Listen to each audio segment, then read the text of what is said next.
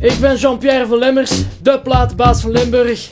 En dit is mijn platenkast van 2020. Godverdomme, Linda, waar is mijn plaat van Guru? Dankjewel. Ik heb ze al! Ik heb ze gevonden! Dat hoort me niet. Linda! Ik heb de plaat al!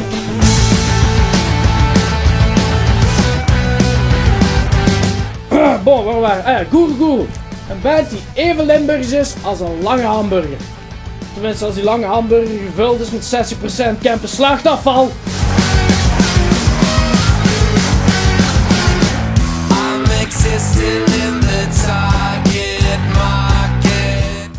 Als ik je moet vertellen dat je naar Point Fingers moet luisteren van de Guru, dan heb je geen cool vrienden. Maar er kan verandering in komen. Want ze hebben ook merch die je kunt aandoen, waardoor mensen denken dat je naar de Guru luistert en dan zit je cool.